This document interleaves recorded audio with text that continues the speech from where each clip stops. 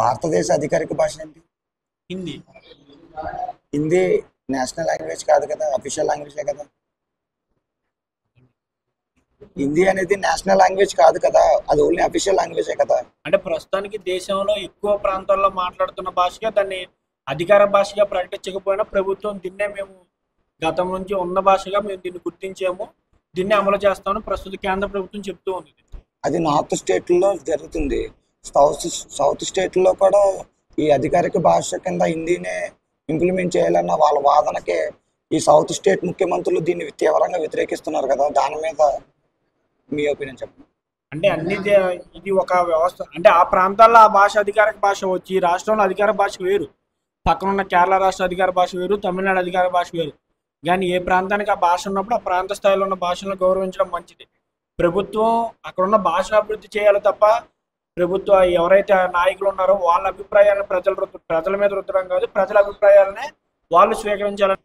National language అందుకే parliament లో కానీ మన రాజ్యసభలో కానీ అదే వాడతారు కదా మన అధికారిక రాజకీయ నాయకులు.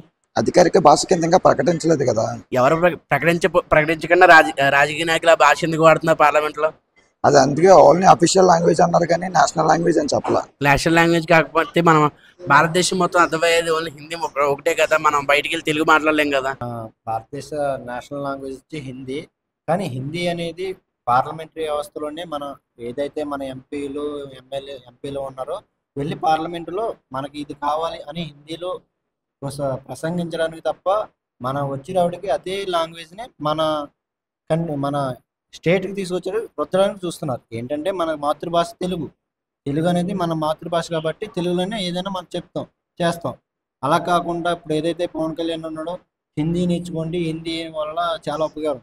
ఏదైతే అప్పుడు సినిమాలు తీసినప్పుడు హిందీలోనే తీయచ్చు కదా, ఏదైతే హిందీ సినిమాలు హిందీ మొత్తం చేయొచ్చు కదా. ఏదైతే ఇప్పుడు హిందీ సినిమాలు కాకుండా తెలుగు సినిమాలు ఎందుకు తీస్తున్నారు? అవును కదా. తెలుగు అనేది మన మాతృభాష.